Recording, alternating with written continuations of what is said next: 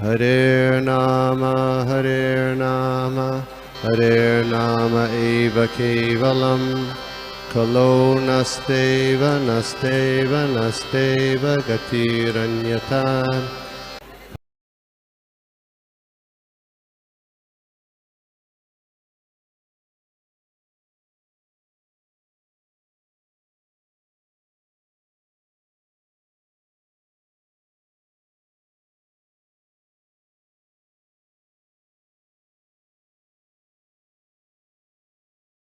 दर्शन तो आपके भी नहीं हुए माता जी काफी समय से।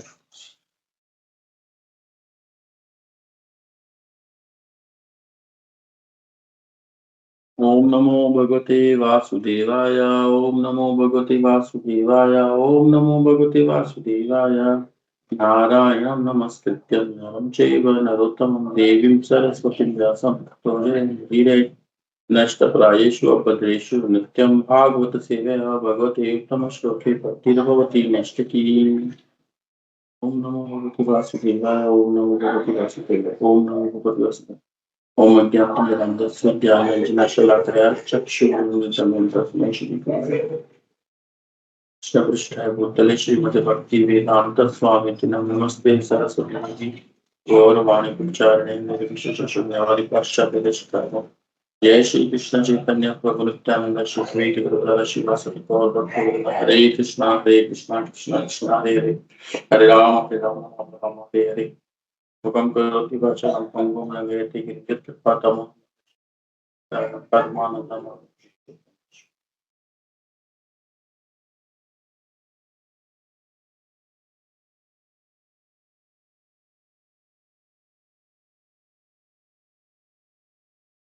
हरे कृष्णा।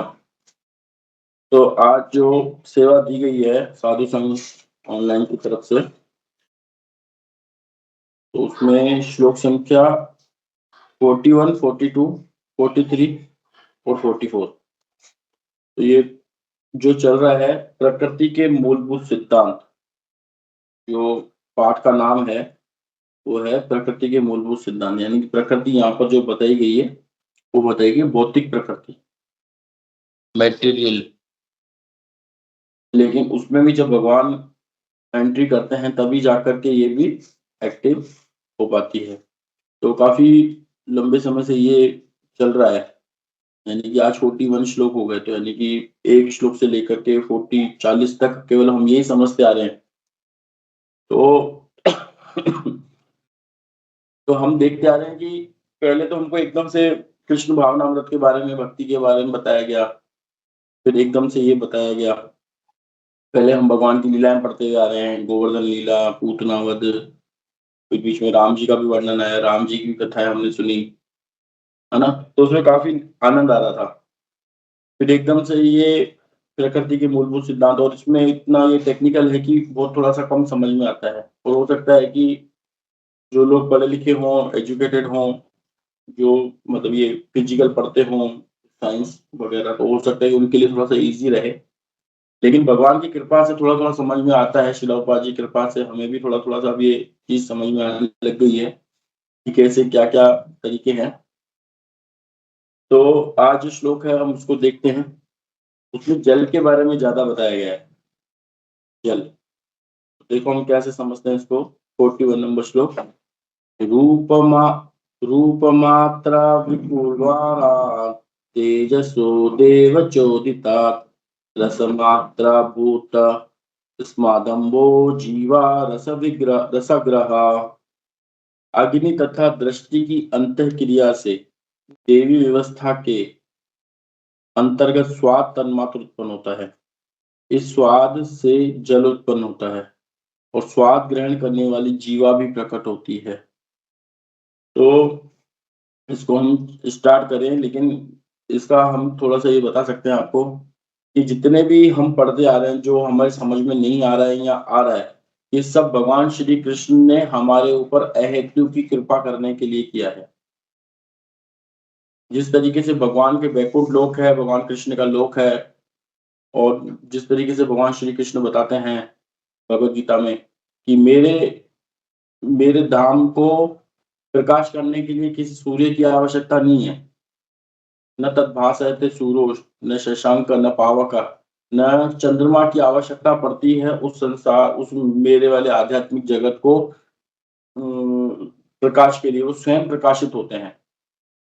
वो स्वयं जितने भी लोग हैं वैकुंठ में वो स्वयं प्रकाशित होते हैं और उनमें से जो वो प्रकाश निकलता है उसी को ब्रह्म ज्योति कहा जाता है।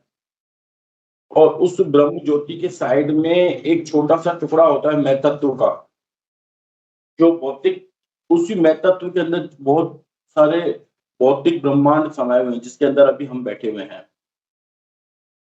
तो वो जो अंधकार का जो छोटा-सा भाग है मैं तत्व का, भौतिक जगतों का, उसके अंदर हम बैठे हुए हैं और इसके अंदर ये सारी क्रियाएँ चल रही हैं। और ये भगवान ने सारा कुछ करने के बाद भी जब वो एक्टिव नहीं होते हैं, तो काल रूप में भगवान स्वयं उसमें प्रकट होते हैं। और परमात्मा रूप में भी अंडांतरस्तु परमाणु चयान्तरस्तम, ब्रह्मा जी बताते हैं कि प्रत्येक जीव के अंदर, प्रत्येक परमाणु के अंदर भी भगवान परमात्मा रूप में प्रकट होते हैं। तब जाकर के कुछ यहाँ का जीवन चलायमान हो सकता है। अगर हम सोचें कि कोई भी वस्तु, कोई भी व्यक्ति अपने आप हो रहा है या हमारे प्रयास से हो रहा है, तो ये एक हमको इनसे पता चलना चाहिए कि किस तरीके से कि हमारे अंदर जो जीवात्मा है, जीवात्मा एक बाल के अग्रभाग का 10,000वां हिस्सा होता है ना? यानी कि अगर हम उसको अपने माइक्रोस्कोप से भी नहीं देख सकते और उसके अंदर केवल अल्प स्वल्प स्वतंत्रता रहती है, अल्प स्वतंत्रता रहती है उसके अंदर। और वो भी कितनी स्वतंत्रता रहती है, केवल इतनी रहती है कि वो चॉइस कर सके। संकल्प और विकल्प का चॉइस रहती है उसके बाद। क्या हम संकल्प ले सकते हैं और क्या विकल्प ले सकते हैं? क्या हम इसके बाद अगर उसने एक बार संकल्प ले लिया, मान लो कि किसी जीवात्मा ने संकल्प ले लिया कि उसको भौतिक जगत के अंदर जाना है। अब भौतिक जगत के आने के बाद वो खुद एन्जॉय नहीं कर सकता है, जब तक भगवान उसको परमात्मा रूप में उसको अनुमोदन न करें। ना उत्कृष्ट अनुमंता, जब तक भगवान उनको अनुमोदन न करे, जब तक वो जीवात्मा कुछ भी नहीं कर सकता है।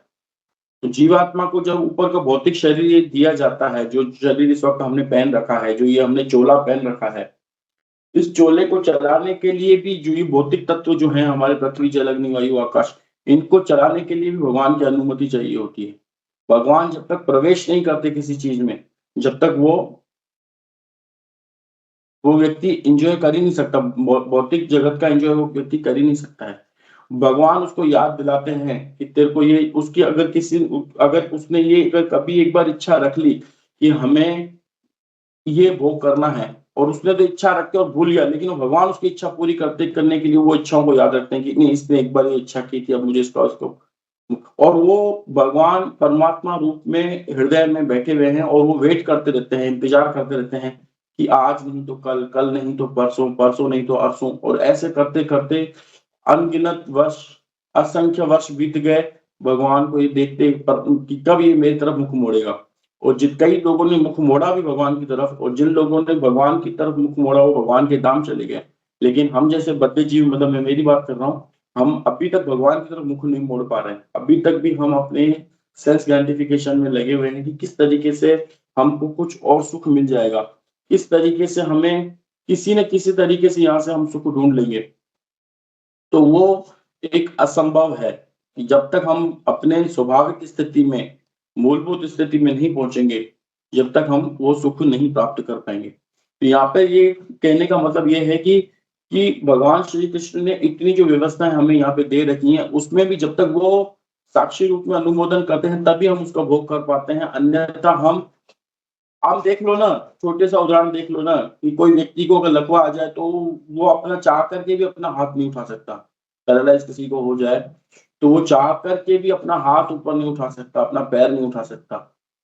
अगर हम बद्ध जीवन की स्थिति को देखें, तो जब तक शरीर सही चल रहा है, जब तक ये जैसे शरीर गिरता है, तो हम इतने परेशान हो जाते हैं, हम क्या, हमारे जो हेल्प करने वाले भी व्यक्ति इतने परेशान हो जाते हैं कि वो बोलते हैं कि इस व्यक्ति को अब भगवान ऊपर उठाओ। अब हमसे ज़्यादा सेवा नहीं होती है।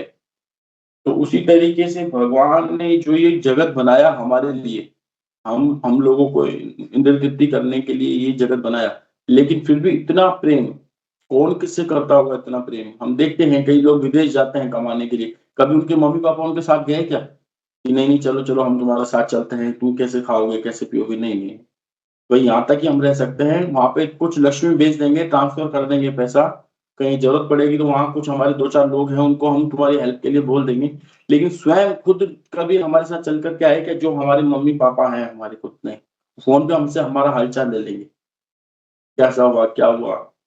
जो बहुत धन की कमी होगी वो वहां पूरी हो सकता है कर दे, किसी से लोन लेकर हमारी धन की पूर्ति कर दे, लेकिन साथ में अपने आप का विभाग कर करके अपने आप को हिस्सा एक पूर्ण स्वतंत्र पूर्ण अंश लेकर के उनके साथ रहना, हर समय तक उनके साथ रहना, उनका उनकी देखभाल करना, जिस तरीके से भगवान श्री कृष्ण परमात्मा रूप में हमारे साथ आ गए, इतना प्रेम कौन किससे कर सकता है? नहीं कर सकता।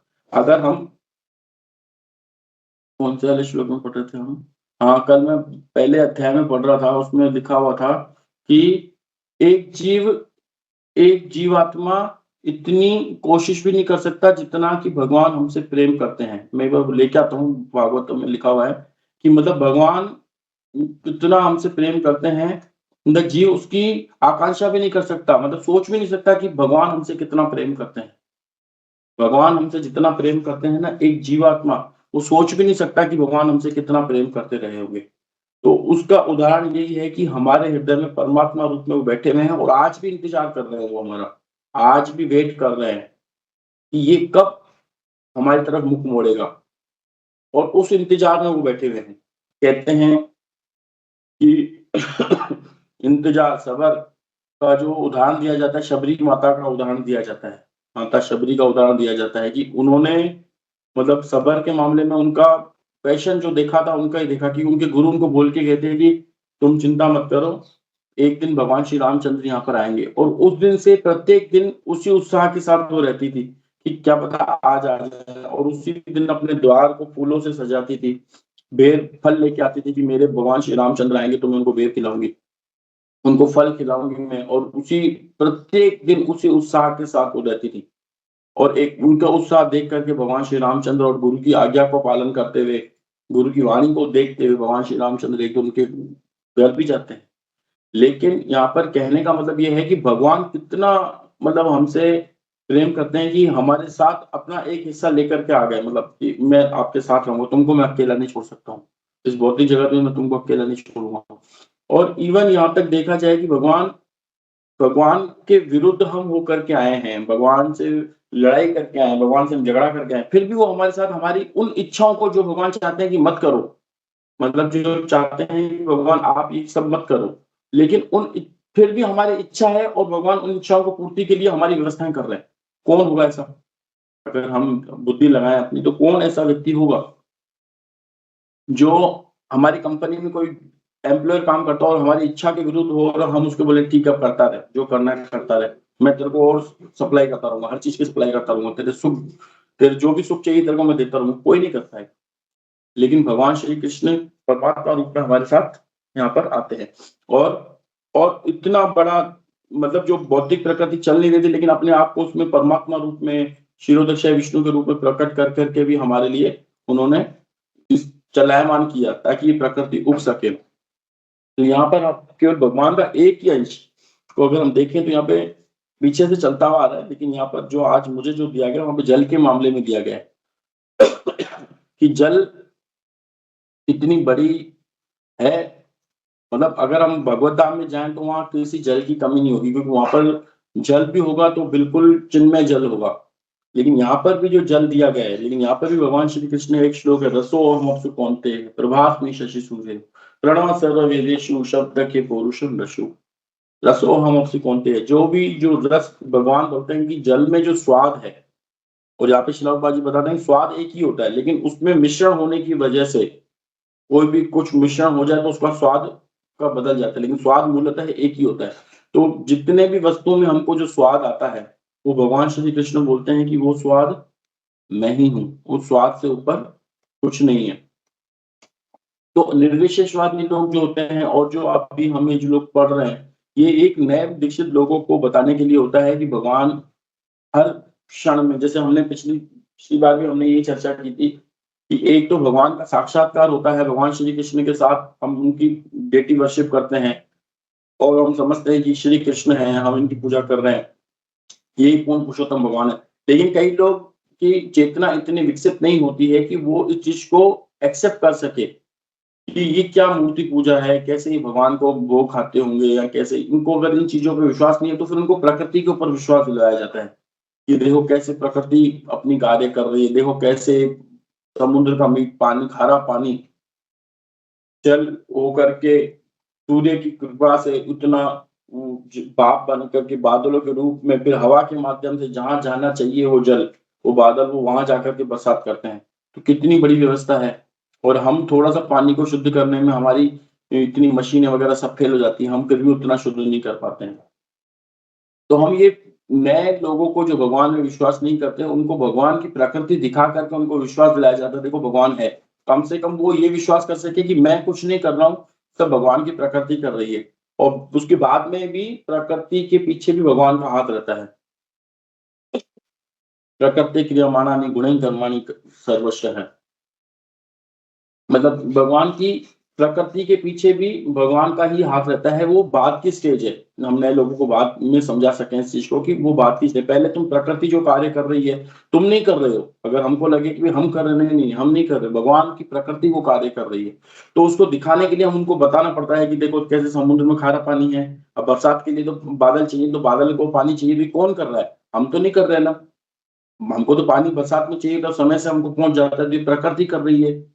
तो धीरे-धीरे प्रकृति तक पहुँचता है, प्रकृति को वो अपनी माँ मानना चालू करता है, फिर उसको धीरे-धीरे इस चीज़ का एहसास होता है कि ये माँ अकेली कुछ नहीं कर सकती, उसके पीछे पिता का भी होना ज़रूरी है। फिर वो धीरे-धीरे इस चीज़ को समझता है, ये प्रोसेस है उसको समझने का। लेकिन शिला प्रभुपाद जी की कृपा से हमको उन्होंने बिल्कुल डायरेक्टली और कृपावश हमको पूरा एक बार में समझा दिया है। नहीं तो हम प्रोसेस के माध्यम से जाते तो अभी हम नहीं पहुँच पाते। तो ये जो यहाँ पे भगवान की मूलभूत प्रकृति के मूलभूत सिद्धांत हैं, वो नवदीक्षितों के लिए है उस चीज़ को समझ सके कि कैसे प्रकृति कार्य कर रही है। क्योंकि वो टेक्निकल चीज़ों से ही जो जितने भी पढ़े-लिखे लोग हैं ना, जो आईआईटी करते हैं, बड़े-बड़े इंजीनियर हैं, जो भौतिकतावाद में बहुत ज़्यादा लिप्त हैं, तो उनको सीधे भगवान की कथाओं में कभी-कभी विश्वास नहीं आता है। उनको लगता है कि ये मतलब उन्हें मन से बोल रहे हैं, ऐसे ही मतलब भावुकता के होकर के बोल रहे हैं। लेकिन उनको जब ये चीज़ें पढ़ते हैं कि अच्छा देखो ये ऐसी चीज़ हो रही है, अच्छा ये यहाँ पर ये चीज़ लिखी हुई है, अच्छा हाँ, भागवतम में ये चीज़ लिखी हुई है, और वो अपनी बुद्धि को बहुत ज़्यादा चलाने से अपने आप को इंटेलिजेंट मानते हैं कि अरे! बुद्धि को जब यूज़ करेंगे तभी तो होगा, ये तो क्या तुम्हारे मंत्र जपने से होगा, क्या भगवान को दीपक दिखाने से होगा, है ना? वो इन चीज़ों पे विश्वास नहीं करते, लेकिन वो बुद्धि पे बहुत ज़्यादा विश्वास करते हैं। तो उनकी बुद्धि को ये समझाने के लिए कि कैसे पृथ्वी उत्पन्न होती है, कैसे जल उत्पन्न होता है, कैसे अग्नि उत्पन्न होती है, कैसे रूप जो उसमें सारा दिखाया गया है, गंध, स्वाद, रंग, स्पर्श तथा शब्द, कैसे-कैसे आकाश उत्पन्न होता है, उनको दिखाने के लिए ये उनसे आकर्षित होते हैं। और वैसे भी भगवत गीता और भागवतम जो होता है, ये किसी एक वर्ग के लिए नहीं होता है कि केवल एक सकामवादियों के लिए जो भगवान के साकार रूप को मानते हैं केवल उन्हीं के लिए नहीं। ये इसमें सबके लिए ही है। ये निर्विशेषवादी होते हैं, वो यही भागवतम और भगवत गीता पढ़ कर के निर्विशेषवादी बन जाते हैं, है ना? वो भगवान की उस चीज़ को नहीं समझ पाते हैं क्योंकि उनमें उतनी चेतना नहीं होती है, उनकी चेतना विकसित नहीं होती है। लेकिन हमारे अंदर भगवान शिला प्रभुपाद जी की कृपा से चेतना विकसित हुई है। क्यों चेतना विकसित हुई है? क्योंकि शिला प्रभुपाद जी ने हमारे ऊपर कृपा की है, उस चीज़ को समझने के लिए। तो भी हम उस चीज़ को समझ पाते हैं कि डायरेक्टली जाकर के कृष्ण का हम जो आस्वादन लीलाओं का ले पाते हैं, है ना? तो वो व्यक्ति जो इन चीज़ों को समझते हैं कि यही बुद्धि को और यही सब कुछ है, वो पढ़ते-पढ़ते एक दिन वो भी थक जाएँगे, बोलेंगे इसमें इतना आनंद नहीं आ रहा है। आनंद तो वो होनी चाहिए जो भगवान की लीलाओं में जो आनंद है वो सर, लेकिन वो प्रोसेस से आता है। तो इसमें हम क्या देख रहे हैं, तात्पर्य हम थोड़ा पढ़ते हैं। यहाँ जीव को स्वाद का ज्ञान प्राप्त करने का साधन बताया गया है। चूँकि स्वाद जल का उत्पाद है, अतः जीभ पर सदैव लार रहती है। तो यहाँ पर क्या बताया गया है, यहाँ जीभ को स्वाद, जीवा जो होती है वो स्वाद लेने के लिए होती है। स्वाद, स्वाद लेने के लिए जीवा होती है ना? और चूँकि स्वाद जल का उत्पाद है, पहले स्वाद आया मतलब उसके बाद जल की उत्पत्ति हुई। अतः जीव पर सदैव लार रहती है। अब अगला हम श्लोक पढ़ते हैं।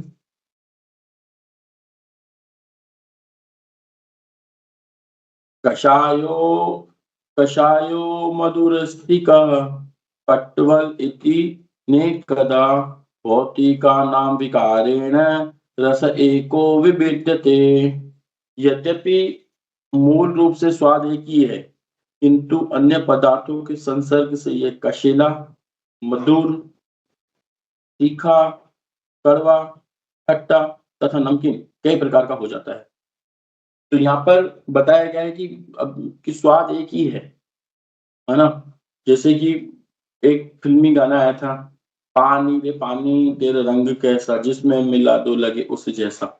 तो पानी का कोई रंग नहीं होता है, लेकिन पानी को जिसमें मिला उस जैसा हो जाता है। तो वैसे ही स्वाद में कोई एक ही स्वाद होता है, वो भी कौन सा स्वाद होता है? रसो अप्सु कौनते है, भगवान श्री कृष्ण की भक्ति का ही स्वाद है। जितना भी टेस्ट है यहाँ पे बताया रखा वही है। और वैसे ही भगवान श्री कृष्ण बताते हैं कि जब व्यक्ति इस भौतिक जगत में गिरता है तो वो अकेला नहीं गिरता, उसके साथ कृष्ण प्रेम भी गिरता है। तो कृष्ण प्रेम जब उसके साथ गिरता है, लेकिन यहाँ पर आकर के वो रजोगुण, तमोगुण, सतोगुण से मिक्स हो जाता है, तो वो फिर रजोगुण ज्यादा होता है तो रजोगुण जैसा कार्य करता है ना? और तमोगुण ज्यादा होता है तो उसके साथ वैसा व्यवहार करता है। लेकिन वैसे यहाँ पर ये बताया गया है कि यद्यपि मूल रूप से स्वाद एक ही है, कोई स्वाद की कोई वैरायटी अलग अलग नहीं है, लेकिन जैसा जिसके साथ मिल जाता है वही स्वाद जल अगर किसी नीम के पेड़ में चल जाता है तो कसेला हो जाता है। वही पानी, वही स्वाद अगर किसी आम के पेड़ में चल जाए तो आम मीठा होकर के बाहर निकलता है ना? पानी वही होता है, स्वाद वही होता है, लेकिन उसका जिसके साथ संपर्क में आ रहा है उसके जैसा वो हो जाता है।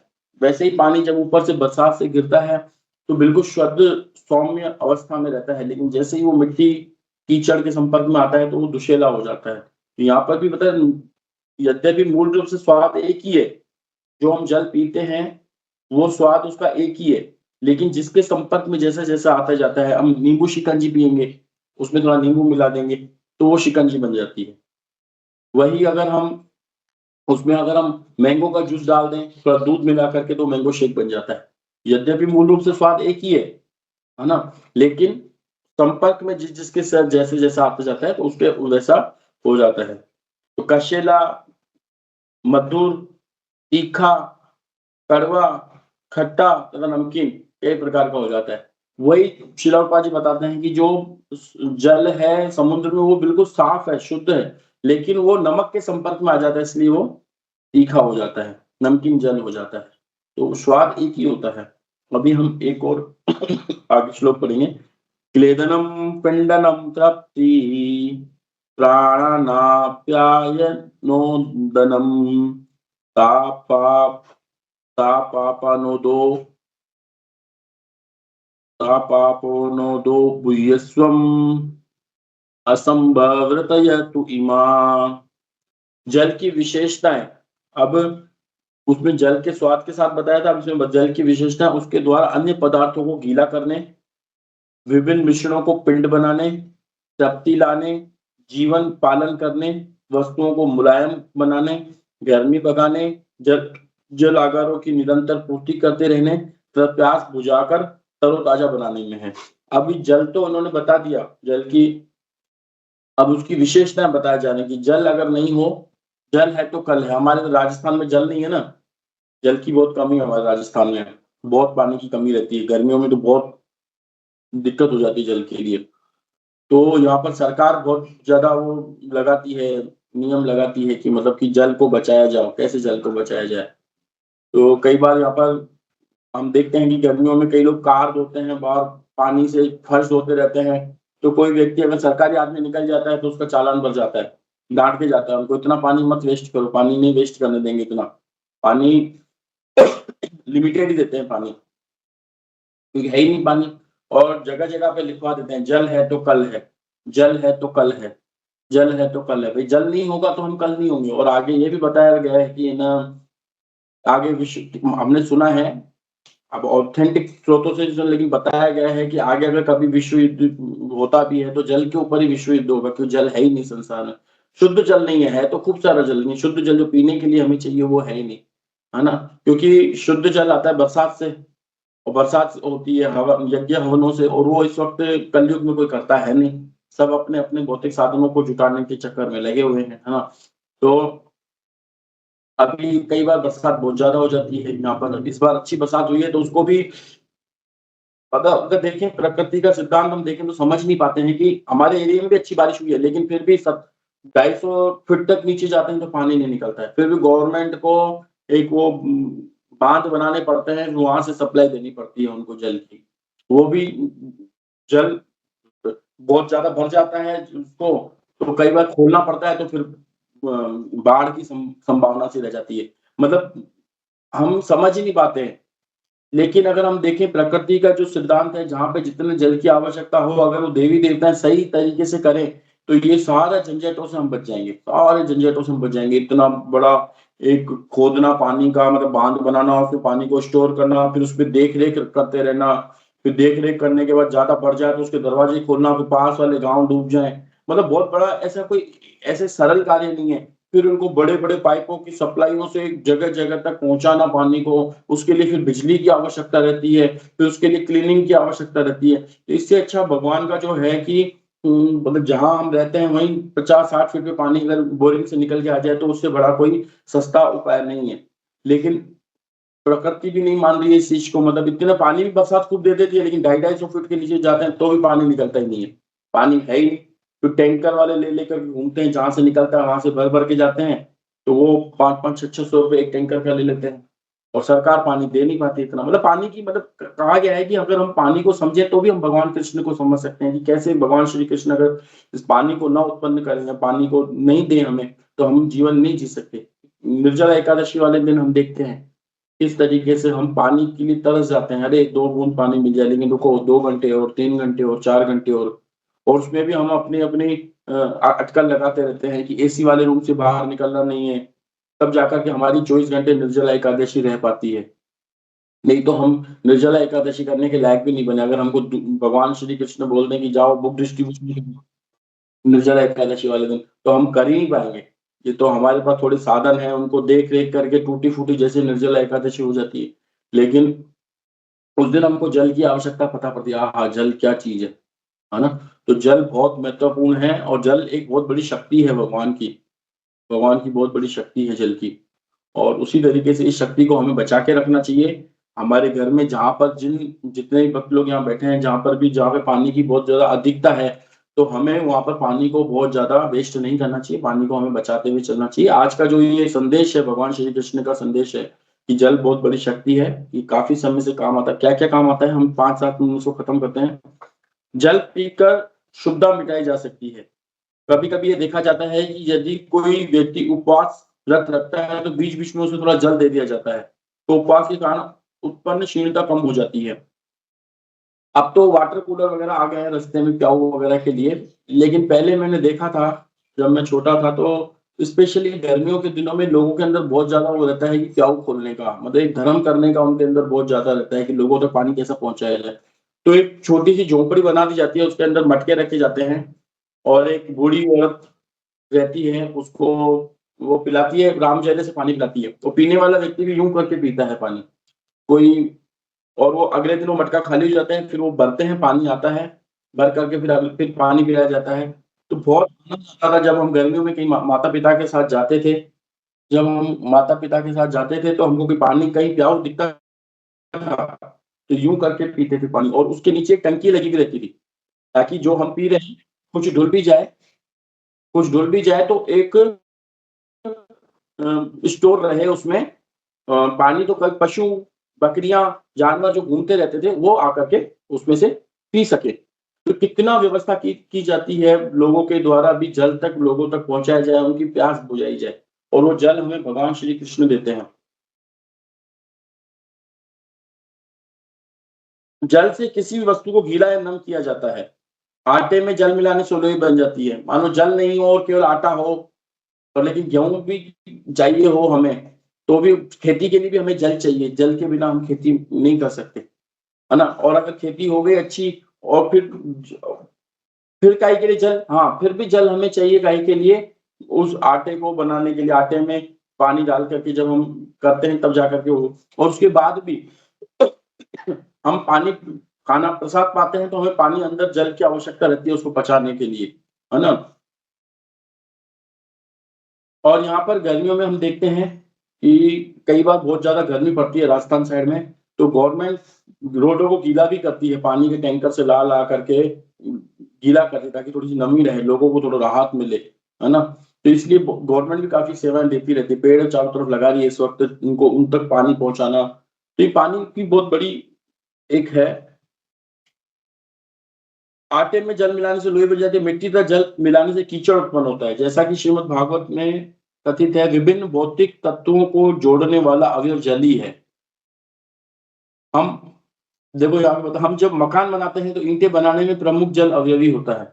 मतलब अगर हम मकान भी बनाते हैं, जो हम जिस मकान में हम बैठे हैं, तो ये जो मकान खड़ा है इसमें भी जल की बहुत बड़ी भूमिका होती है। समग्र जगत में अग्नि, जल तथा वायु विनिमयकारी तत्व हैं, किंतु इनमें से जल प्रमुख है। तपते हुए स्थान में जल डालकर अत्यधिक तप्तता दूर की जा सकती है। लास्ट श्लोक है, पढ़ते हैं। रसमात्रा त्रिपूर्णावात् दम्भसो देवचोदितात् गन्धमात्रा भूमस्था पृथ्वी घ्राणस्तु गंधकः।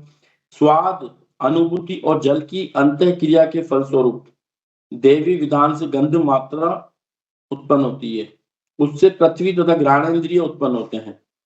घ्राणेन्द्रिय मतलब नाक, जिससे हम पृथ्वी की सुगंध का बहुविध अनुभव कर सकते हैं।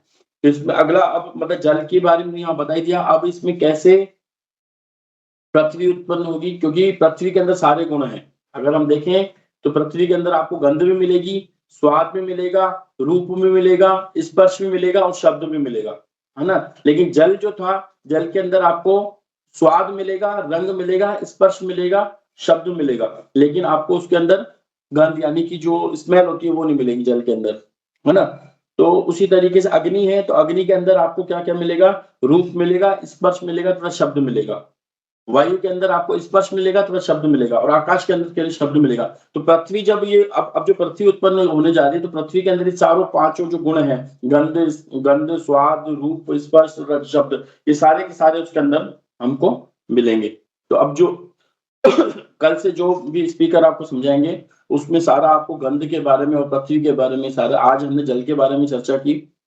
और इससे भी हमें एक चीज पता चलती है कि जब हम इस तरीके से पढ़ते हैं, भगवान श्री कृष्ण की शक्ति को जब हम पढ़ते हैं, कैसे उन्होंने जल उत्पन्न किया, कैसे पृथ्वी को उत्पन्न, तो हम कृष्ण भावनामृत होते हुए जो इस वक्त गवर्नमेंट की चिंता है ग्लोबल वाइड, कैसे पृथ्वी पर ये जो वार ग्लोबल का चलता रहता है कि किस दिन कुछ भी हो सकता है, जहाँ बर्फें हैं वो पिघल रही हैं, जल है नहीं, तो एक व्यक्ति अगर कृष्ण भावनामृत बनता है तो व्यक्ति को जो भौतिक प्रकृति के प्रति अपने उत्तरदायित्व हैं वो स्वतः ही वो निभा पाएगा, उसको ज्यादा इसके लिए क्लासेस देने की जरूरत नहीं रहेगी।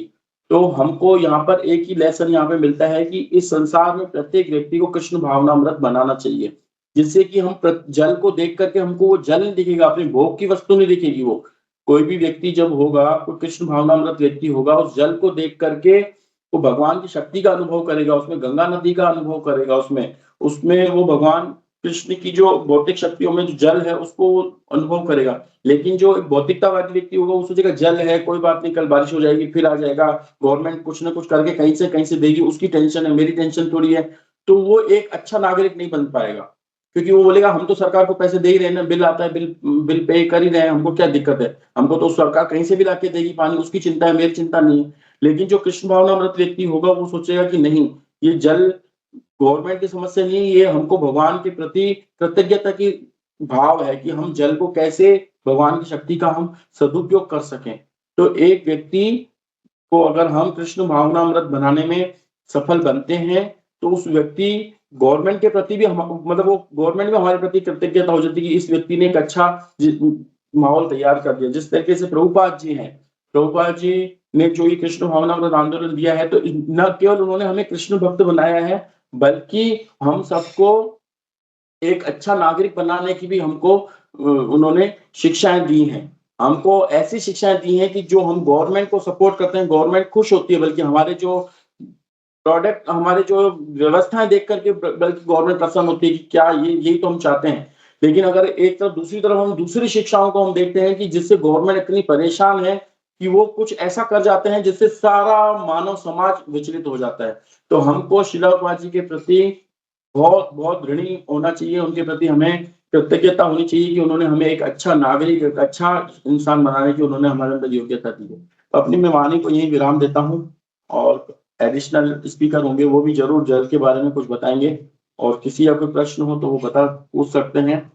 हमारे यहाँ पर ऋषिकेश गोपी मनोहर प्रभु जी भी हैं, वो हमारी हेल्प कर सकते हैं। हरे कृष्णा।